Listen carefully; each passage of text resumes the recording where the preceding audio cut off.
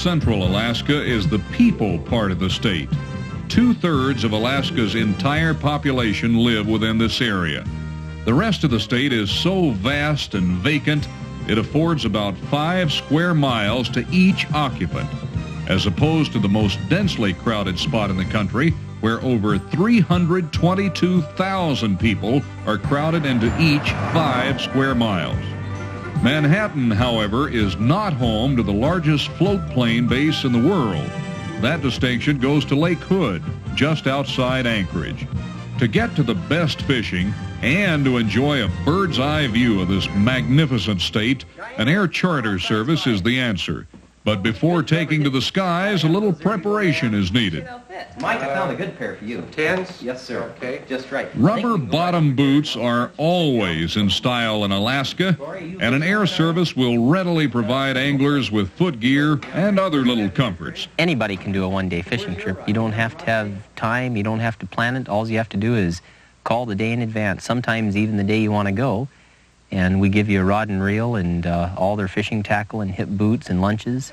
We take complete novices out, or experts, spend the day with them or put them out by themselves, and it's really simple.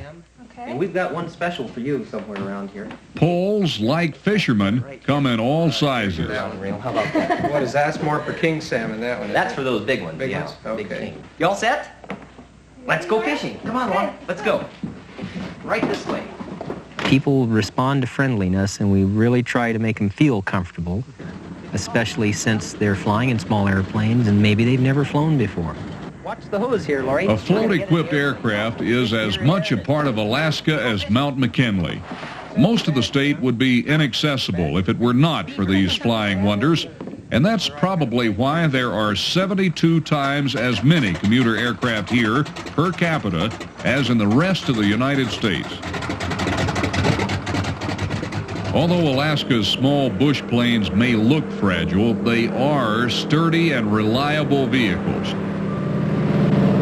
Small and tough, the float plane can land just about anywhere there is water. And in Alaska, that's just about anywhere. Within minutes of departing from Lake Hood, the craft can be winging its way towards any one of hundreds of watery spots that are perfect for sport fishing. We cross over the Cook Inlet and look at the offshore oil platforms that are currently producing and pumping oil. And they've been down there, there's about 13 of them, I think. They've been down there since the 60s. Alaska has some interesting contradictions. Modern development and pristine wilderness are found often within sight of each other. Even though times are changing in Alaska, the Bush pilot and his remarkable flying machine will play a significant role for decades to come in the total Alaska experience.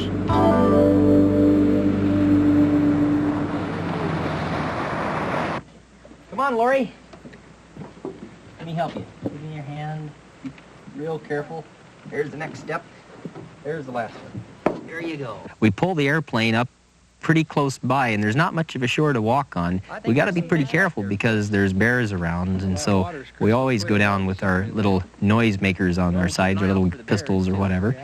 And if the bears come down on the river, we let them go ahead and fish, and we leave. Bears? Well, okay, we could head up in this way, I guess. Right. It may look like easy pickings, but after hitting the fresh water, the sockeye gets finicky, and he's not going to strike at the first lure that comes his way.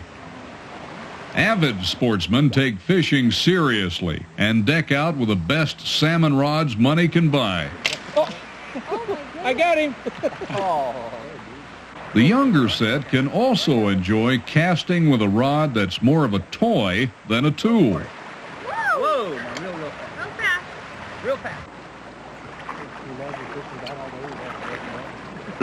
Little Laura caught the first fish down there on a hot shot. That was good. Years of experience and fishing knowledge don't seem to matter at this lake. Give me that net. It almost pulled me in. Keep him going, Laura. Look at it. He took that lure. You bet he did. Apparently, the sockeye doesn't have the class to prefer a $1,000 rod to a $5 one. Keep her going. Whoa! Hey, he came right to us. Look at that. She's quite a fisherman. She threw that little line out all by herself exactly where I showed her and reeled in as fast as she could, and that big red salmon just grabbed onto that lure, and she had quite a time reeling it in, but she really brought it in. She worked hard for that one.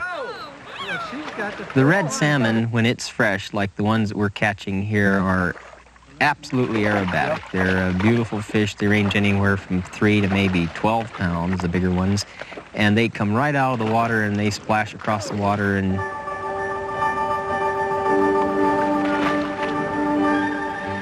trying to catch up to a 9-year-old super angler calls for some serious fishing.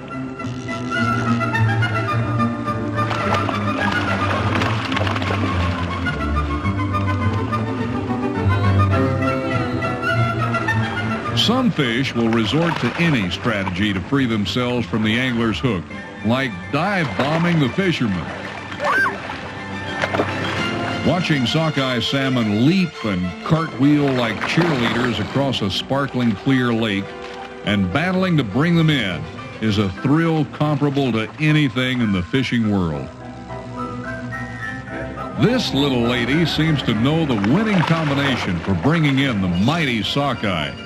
Maybe her patented style of holding the rod has something to do with it.